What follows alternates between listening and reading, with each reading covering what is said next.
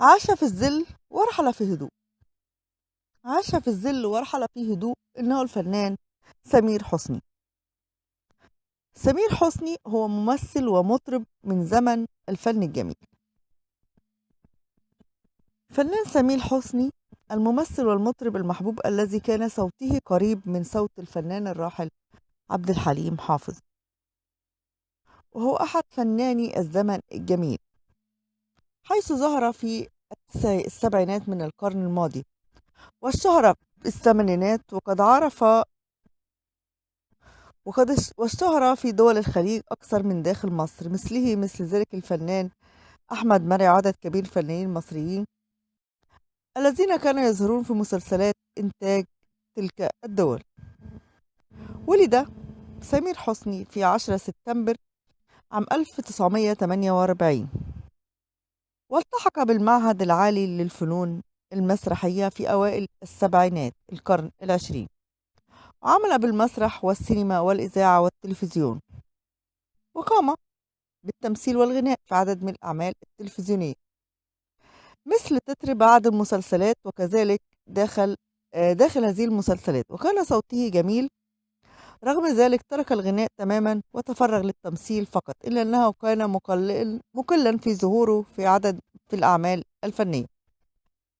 رغم موهبة سمير حسني الفنية التي شهد لها الجميع، ورغم وسمته الملحوظة والقبول الذي كان يتمتع به، إلا أنه كان سيء الحظ جدا، إذ أنه لم يأخذ فرصته في البطولة كما أخذها من هم دونه موهبة وقبولا، وهذه من أعاجيب الساحة الفنية في مصر.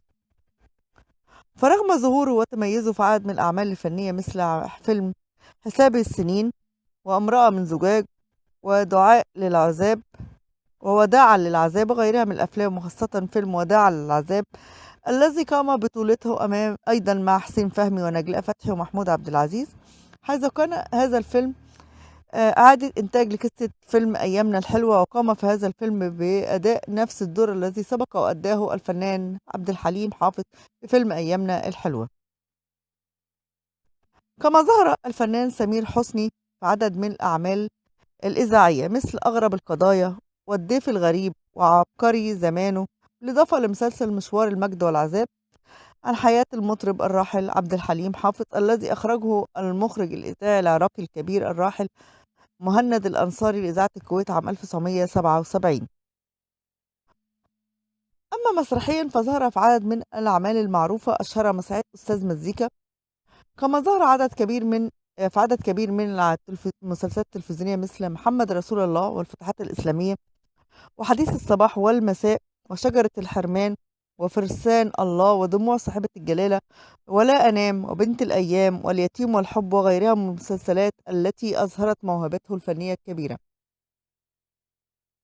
عمل الفنان سمير حسني معيدا بالمعهد العالي للفنون المسرحية، حيث قام بالتدريس لعدد كبير من النجوم المعروفين. كما عمل مديرا لعام للفرق القومية للعروض الغنائية والاستعراضية، وكان آخر عمل فني له هو مسلسل سلسلة دم الجزء الأول، وكانت وفاته في يوم 14 نوفمبر عام 2012 أثر إصابته بجلطة أعجبها نزيف في المخ، وكان رحيله في هدوء مثلما عاش طوال حياته في الظل. دي كانت حكايتنا عن الفنان الراحل سمير حسني. إذا عجبكم الفيديو نعمل شير ولايك، وانتظرونا في حكايات أخرى عن الفنانين.